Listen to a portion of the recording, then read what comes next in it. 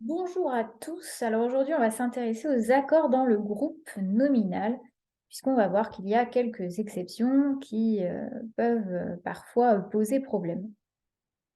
Et justement, on va voir une phrase avec quelques problèmes justement. Presque tous les romans et nouvelles connus du 19e siècle ont d'abord paru dans des journaux en feuilleton. On a deux mots en rouge, tout TOUT, qui est un déterminant indéfini, et un adjectif connu UES, qui est également en rouge. Alors pourquoi sont-ils mis en rouge? Il y a des erreurs, et bien c'est justement la question que je vous pose, et je vous demande de réécrire cette phrase en corrigeant ces erreurs.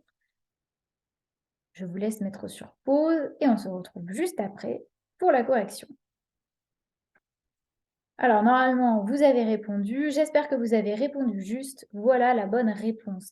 Presque tous les romans et nouvelles connus du 19e siècle ont d'abord paru dans des journaux en feuilleton. Donc TOUS pour le déterminant indéfini et pour l'adjectif connu US. En effet, le déterminant tout simplement s'accorde avec les noms qui sont au pluriel, donc ça donne TOUS et non pas TOUT. Pour l'adjectif, on a US et non plus UES.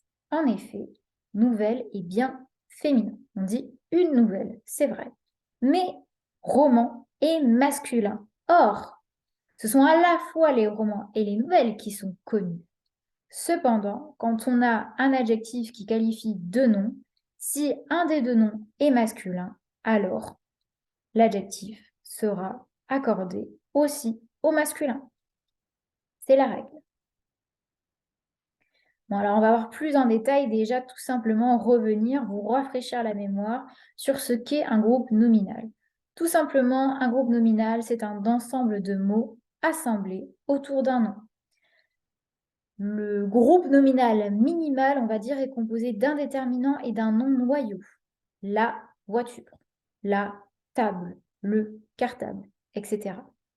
Mais dans ce groupe nominal, on peut aussi avoir une ou plusieurs expansions du nom. Expansion du nom, je rappelle, c'est ce qui permet de décrire, d'enrichir la description du nom. Par exemple, la voiture rouge de mon voisin qui roule vite. Rouge est un adjectif, de mon voisin est un complément du nom, et qui roule vite est une proposition relative. Donc là, on a un grand groupe nominal. Et dans ce groupe nominal, comme vous le savez, je ne vous apprends rien, le déterminant et l'adjectif s'accordent en genre et en nombre avec le nom. Donc, les voitures rouges, on va avoir des S, par exemple. Mais il y a des règles spécifiques, des exceptions comme vous les adorez, et nous allons voir ce qui concerne l'accord des déterminants. Alors, les petits cas particuliers. Pour commencer, on a le déterminant démonstratif ce. C'est eux. Quand on dit par exemple ce tapis. Ce tapis, on peut le montrer du doigt, donc c'est eux. Ce déterminant peut se changer en cet. C-E-T devant un nom qui commence par une voyelle ou un H non inspiré. Par exemple, cet arbre ou encore cet homme. Mais là, ne vous inquiétez pas, vous le faites vous-même. Vous ne dites pas ce homme ou ce arbre. Vous le faites vous-même. Simplement, il faut se rappeler que c'est C-E-T, puisque ce sont des noms masculins, et non pas C-E-T-T-E, qui eux sont pour des noms féminins. Ensuite, nous avons les déterminants indéfinis chaque et aucun. Il faut tout simplement retenir qu'ils sont toujours au singulier. Chaque jour, ça va être au singulier. Aucune erreur, toujours au singulier, aucun problème au singulier. Ça, c'est tout simplement une règle à retenir. Alors que d'autres déterminants indéfinis, comme tout autre ou encore même, s'accordent toujours avec le nom. On a vu tout, effectivement, qui pouvait se transformer en TOUS quand c'était au pluriel, mais aussi quand c'est au féminin, toutes les filles, les mêmes enfants, les autres enfants. Là, on voit qu'il y a un accord au pluriel. Donc là, il faut retenir chaque et aucun, c'est singulier, tout, autre et même, eh bien, ça s'accorde. Alors maintenant, en ce qui concerne les déterminants numéraux. Alors, les déterminants numéraux sont invariables. Ils ne prennent jamais de S. 4 élèves, 12 œufs, 83 livres, par exemple. On ne met pas de S. Sauf parce que ça fait toujours plaisir d'avoir une petite exception, sauf 20 et 100 quand ils sont multipliés et qu'ils ne sont suivis d'aucun autre nombre. Donc 300 ans, 80 livres. D'accord? Donc si c'est 301 ans, là, il n'y aura plus le S.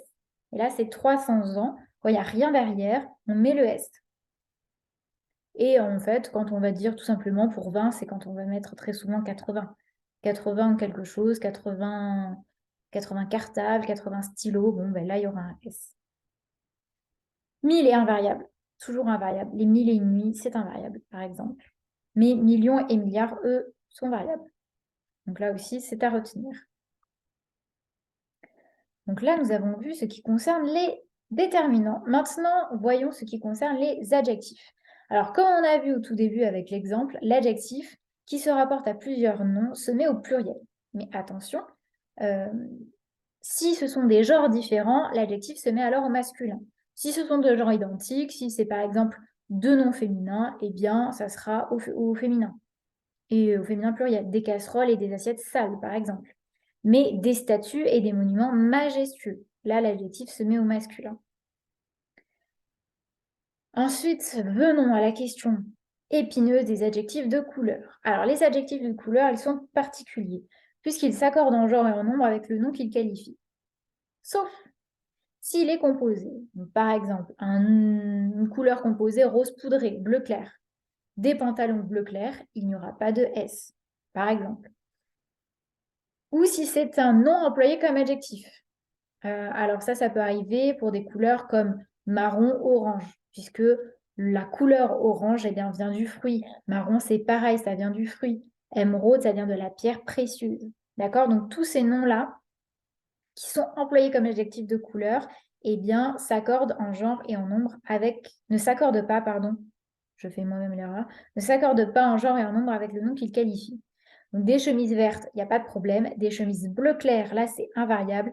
Et des chemises orange, c'est aussi invariable puisque ça vient du fruit orange, l'orange. Mais parmi ces noms-là, il y a des exceptions qui, eux, varient en genre et en nombre. Donc là, il faut simplement les retenir par cœur.